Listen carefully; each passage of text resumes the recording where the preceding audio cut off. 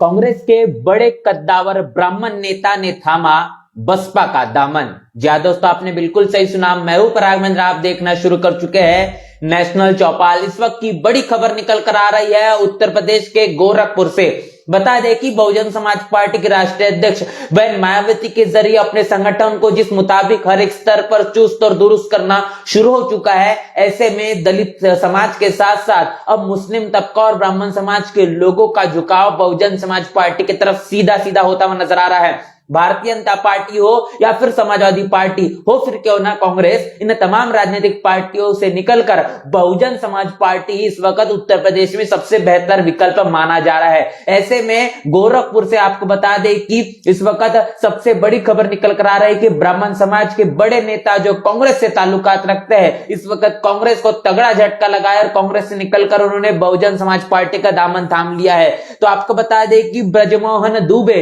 इन्होंने बहुजन समाज पार्टी की हाथी की सवारी करना शुरू कर दी है। उन्होंने ये देखा कि राहुल गांधी और जिस तरीके से कांग्रेस की बात पूरे देश भर के अंदर की जा रही है, उत्तर प्रदेश में जिस तरीके से कांग्रेस की सियासत होते भी दिखाई पड़ रही है, कांग्रेस के तमाम नीतियों को त्याग कर बहुजन समाज पार्टी के राष्ट्रीय अध्यक्ष बहन मायावती इनके आदर्शों को मानकर, इनके नीतियों को अपनाकर अब आने वाले समय में उत्तर प्रदेश के 2027 के चुनाव में बहुजन समाज पार्टी को मजबूत करने के लिए अब ब्राह्मण समाज के नेता ब्रजमोहन दुबे ये बहुजन समाज पार्टी से अपनी दावेदारी रखेंगे। बहुजन समाज पार्टी से इनकी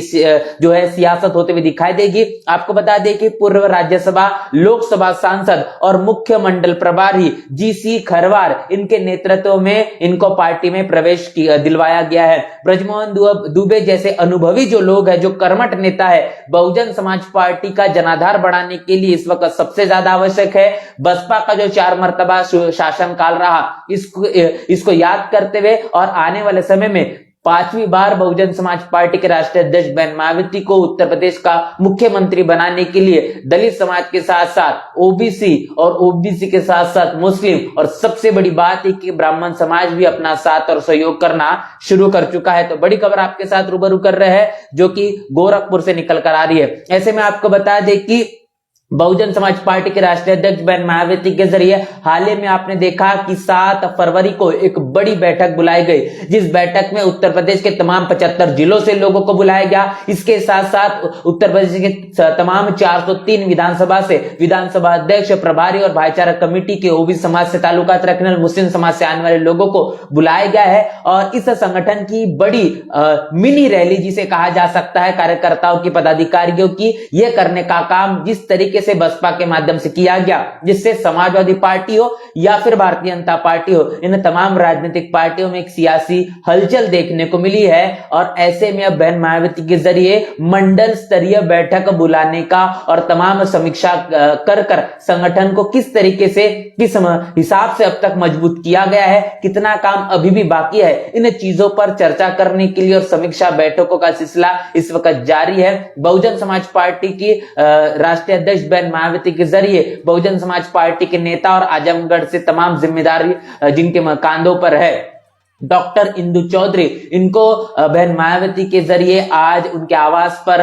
आज ऑफिस में बुलाया गया था और इस बैठक में तमाम चर्चाएं हुई है। डॉक्टर इंदु चौधरी के जरिए वीडियो को साझा करते हुए बताया गया है और जो सोशल मीडिया पर इस वक्त वायरल है, उस वीडियो के दौरान ये बताने की कोशिश है कि अब मंडल स्तरीय बैठक भी बहन मायावती के जरिए बुलाई गई है, जिसमें डॉक्टर इंदु चौधरी नजर आए और इसके साथ साथ पूर्व एमएलसी दिनेश चंद्रा, ये भी उनके साथ उनकी मौजूदगी देखने को मिली। तो सोशल मीडिया पर यह वीडियो वायरल है और यह बात साबित हो चुकी है कि बहन मायावती अब जिस तरीके से संगठन को मजबूत करना चाहती है, अब हर एक स्तर पर छोटे से छोटे और बड़े से बड़े पदाधिकारियों को मिलने का सिलसिला उत्तर प्रदेश में जारी हो चुका है। ऐसे में यह बात निकल कर आ रही थी कि आने वाले 15 तारीख को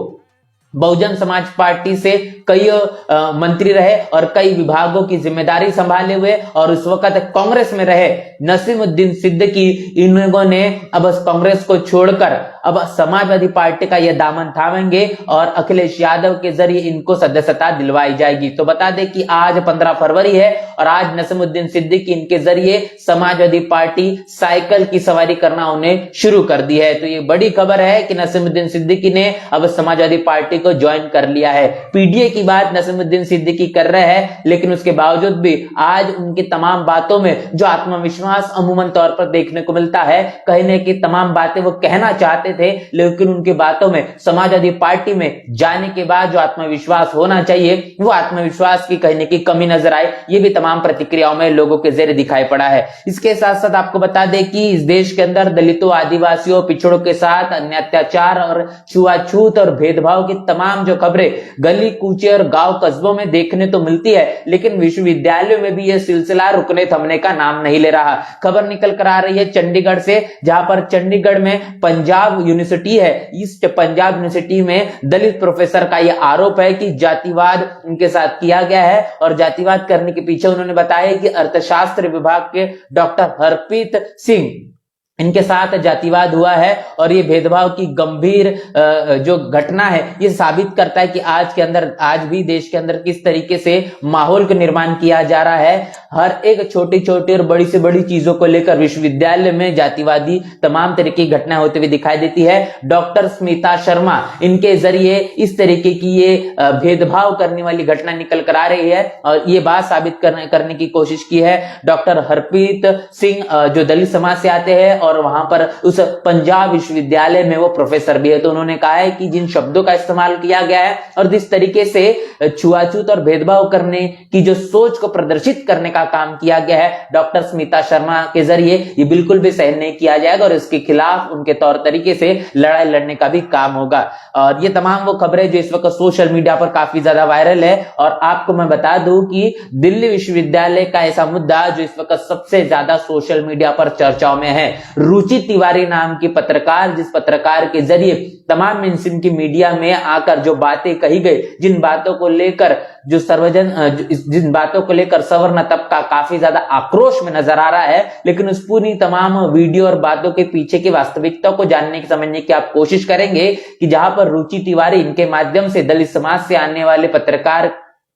को जबरन धमकाया जाता है और धमकाकर उसे रोकने की जब कोशिश अंजलि नाम की जो छात्रा के जरिए की जाती है, जो आयशा की छात्र नेता है, तब उनके मुंह को मरोड़कर जिस तरीके से उनको जमीन में पटकने की कोशिश होती है और उसके बाद इस पूरे वीडियो को वायरल होते हुए रुचि तिवारी ने इस मामले को दबाने की जो कोशिश की है और अनेकों मसलों को यहां पर लाने का काम जो किया गया है। इस तमाम मामले को लेकर जब अंजलि के जरिए पुलिस स्टेशन में जाकर एफआईआर दर्ज की जाती है, उस दौरान ये देखा जाता है कि 40-50 तकरीबन लड़कों की, लोगों की भीड़ जो है वो उमड़कर अंजलि को मारने पीटने के लिए दौड़ती है और जैसे तैसे जब अंजलि अपने बचाकर पुलिस स्टेशन में एक कमरे में छुप जाती है, उस दौरान भी उसे भद्दी भद्दी गालियां दी जाती है। इस तरीके के शब्दों का इस्तेमाल किया जाता है जो यहां पर मैं आपके बीच उन तमाम शब्दों को दोहरा भी नहीं सकता। आप इस बात की कल्पना करिए कि मनुवाद, जातिवाद कितने चरम सीमा पर पहुंच चुका है, जो कि महिलाओं को और महिलाओं के जरिए तमाम उठाए गए आवाज को सहन नहीं करना चाहता, जो मनुस्मृति को मानता है, जो वर्ण व्यवस्था को बरकरार रखना चाहता है, जो ब्राह्मणवाद जिंदाबाद के नारे लगाता है। इस देश के अंदर संविधान है, इस संविधान के अंदर समता, स्वतंत्रता, बंधुत्व और न्याय को प्रस्थापित करने वाली तमाम बातें हैं, लेकिन देश भी आज उन तमाम मनुवादी, जातिवादी सोच रखने वाले लोगों से कहने के प्रभावित ही नजर आता है और ऐसे लोगों की सोच अब समय के चलते प्रचार प्रसार भी उनका होता हुआ दिखाई पड़ता है। तो दिल्ली पुलिस के सामने में ये पूरा का पूरा मामला, ये पूरी वारदात होती है, तो आप इस बात की कल्पना करिए कि इन तमाम मनुवादी, जातिवादी सोच रखने वाले लोगों के हौसले कितने ज्यादा बुलंद है कि जो पुलिस प्रशासन के सामने में इस तरीके के शब्दों का, भद्दे गालियों का इस्तेमाल अगर किसी महिला को लेकर, किसी छात्रा को लेकर अगर किया जाता होगा तो अमूमन तौर पर, आम तौर पर अगर बात करेंगे तो क्या कुछ नहीं करने की इनकी मानसिकता होगी, इस बात की सोच, इस बात की कल्पना आप कर सकते हैं। तो इन तमाम चीजों को लेकर अंजलि के जरिए अपनी प्रतिक्रिया भी साझा की गई है। इन इन तमाम मसले को लेकर आप क्या सोच रहे हैं, आपकी प्रतिक्रिया हमें कमेंट बॉक्स में लिखकर जरूर बताएं और इस बात को समझने की भी कोशिश करें कि आपको अपने अधिकारों के खिलाफ बोलना होगा, अपनी बातों को रखना होगा। आपके साथ जो जुल्म जाती होती है उन तमाम चीजों को आप जब तक बोलेंगे नहीं, जब तक आप लोगों तक अपनी बात साझा नहीं करेंगे, आपकी समस्याओं का सामना आप नहीं कर पाएंगे और अकेले तौर पर आप करने की कोशिश करेंगे, कमजोर पड़ जाएंगे। संगठन को मजबूत करना होगा, आपके आसपास के लोगों को इकट्ठा कर आपको अपनी ताकत को निर्माण करना होगा, तब जाके मनुवादी जातिवादी सोच के खिलाफ आप लड़ पाएंगे। क्योंकि ये लड़ाई संगठन से जीतने वाली लड़ाई है। जो बात माननीय कांशीराम साहब ने बार बार सिखाई है, जो श्रृंखला शुरुआत होती है महात्मा ज्योतिबा फुले से, छत्रपति राजश्री शाहू महाराज से, डॉक्टर बाबा साहब अम्बेडकर से और इनके पूरे की पूरी विचारधारा को जन जन तक पहुंचाने का काम जो माननीय कांशीराम साहब के जरिए किया गया है। इस विचारधारा के बदौलत आज मनुवादी ताकतें डरी हुई है और सीधी सीधी लड़ाई जो बाबा साहब ने कही है कि ब्राह्मणवाद और मानवतावाद की है, वो जब बात ये कही गई थी तब भी बात उतनी ही कारगर साबित थी और आज भी वर्तमान में वही स्थिति देखने को मिलती है। तो आप जब बोलेंगे नहीं तो आपकी बात सुनी नहीं जाएगी, इसीलिए आपको बोलना होगा और बोलकर ही आप अपने अधिकारों के लिए लड़ पाएंगे। ये तमाम खबर जो आपने अब तक सुनी है, इन खबरों को लेकर आपकी क्या राय है, आपकी क्या प्रतिक्रिया, आपकी राय, आपकी प्रतिक्रिया हमें कमेंट बॉक्स में लिखकर जरूर बताएं और इसी तरीके से हमारे चैनल पर बने रहे। फेसबुक हमारे इस पेज को आपने अभी तक फॉलो नहीं किया होगा तो पेज को जरूर फॉलो कर दे। हमारे यूट्यूब चैनल को आपने अभी तक सब्सक्राइब नहीं किया होगा तो सब्सक्राइब कर दे और आज के हमारे इस खास वीडियो को अपने ज्यादा से ज्यादा दोस्तों और रिश्तेदारों में शेयर जरूर करें। तो मिलते हैं इस प्रकार के नए वीडियो में, तब तक के लिए जय भीम, जय भारत। बहुजन समाज की हर खबर पाने के लिए चैनल को सब्सक्राइब करें, लाइक करें, शेयर करें।